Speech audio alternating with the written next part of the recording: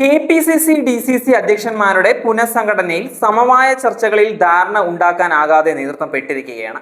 നേതാക്കൾ തമ്മിൽ അഭിപ്രായ ഐക്യമുണ്ടാക്കി പ്രാഥമിക പട്ടിക സമർപ്പിക്കാൻ ആകാത്തതിൽ AICC നേതൃത്വത്തിനും കടുത്ത അതൃപ്തിയുണ്ട് എന്നുള്ളതാണ് ലഭിക്കുന്ന സൂചനകൾ.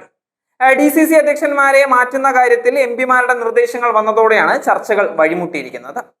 കൊടിക്കുന്നിൽ സുരേഷ്, K. സുധാകരൻ, ശശി തരൂര്, അടൂർ പ്രകാശ് തുടങ്ങിയ നേതാക്കൾ പുതിയ പേരുകൾ മുന്നോട്ട് വെച്ചിരിക്കുകയാണ്. പഴയ AI ഗ്രൂപ്പുകൾ നിർദ്ദേശിച്ച പേരുകൾ പരിഗണിക്കാത്തതിലും നേതാക്കൾക്ക് അതൃപ്തിയുണ്ട്. അതേസമയം പ്രശ്നം പരിഹരിക്കാൻ ഇന്ന് ആലപ്പുഴയിലുള്ള KC വേണുഗോപാലുമായി KPCC അധ്യക്ഷൻ സണ്ണി ജോസഫ് അടക്കമുള്ള നേതാക്കൾ ചർച്ച നടത്തുന്നതായിരിക്കും.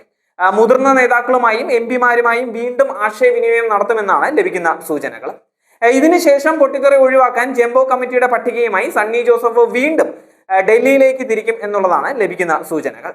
KPCC പുനഃസംഘടനയിൽ നേതാക്കൾ തമ്മിലുള്ള അനൗദ്യോഗിക ചർച്ചകൾ തുടർന്നുകൊണ്ടേയിരിക്കുകയാണ്. പുനഃസംഘടന പട്ടിക ഇന്ന് പ്രഖ്യാപിക്കുമെന്നായിരുന്നു നേരത്തെ തീരുമാനിച്ചിട്ടുണ്ടായിരുന്നത്. എന്നാൽ തർക്കങ്ങൾ തുടരുന്നതിനാൽ ഇന്ന് പ്രഖ്യാപിക്കാൻ സാധ്യതയില്ല. അവസാനവട്ട കൂടിക്കാഴ്ചകൾ നടത്തി ഈ ആഴ്ച തന്നെ പട്ടിക പ്രഖ്യാപിക്കാനാണ് നീക്കം. ഡൽഹിയിലെ ചർച്ചകൾക്ക് ശേഷം സംസ്ഥാനത്തെത്തിയ നേതാക്കൾ ഇപ്പോഴും ഇക്കാര്യത്തിലെ ചർച്ചകൾ തുടരുകയാണ്. DCC പ്രസിഡന്റുമാരെ ചൊല്ലിയുള്ള തർക്കം ഇതുവരെ പരിഹരിച്ചിട്ടുമില്ല. അതിനിടെ ജംബോ പട്ടിക ചുരുക്കണമെന്ന ഹൈക്കമാൻഡ് നിർദ്ദേശവും KPCCക്ക് ഒരു കീറാമുട്ട തന്നെയാണ്.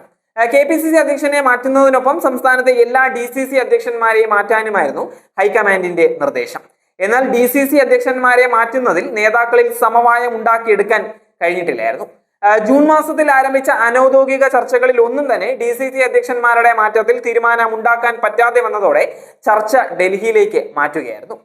VD സതീശൻ എറണാകുളം DCC അധ്യക്ഷനെ മാറ്റേണ്ടതില്ല എന്നുള്ള നിലപാട് കടുപ്പിച്ചതും കണ്ണൂർ DCC അധ്യക്ഷ സ്ഥാനത്ത് നിന്ന് മാർട്ടിൻ ജോർജിനെ മാറ്റുന്നതിനും ശക്തമായ എതിർപ്പ് പ്രകടിപ്പിച്ച് രംഗത്തെത്തിയതോടെ തീരുമാനം കൈക്കൊള്ളാൻ പറ്റാതെ വരിക തന്നെയായിരുന്നു.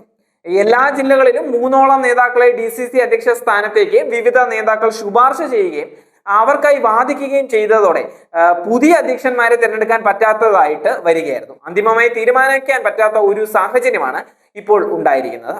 എന്ന് തന്നെയാണെങ്കിലും കോൺഗ്രസിൽ ഇപ്പോഴും ഇങ്ങനെ ഈ തർക്കങ്ങൾ നടന്നുകൊണ്ടേയിരിക്കുകയാണ്. അവർക്ക് ഇലക്ഷനിൽ ഒരു വിധത്തിലും കോൺസെൻട്രേറ്റ് ചെയ്യാൻ പറ്റില്ല എന്നുള്ളതും ഏകദേശം തീരുമാനമായിരിക്കുകയാണ്. കാരണം തമ്മിൽ തല്ല് തുടർന്നുകൊണ്ടേയിരിക്കുക തന്നെയാണ്.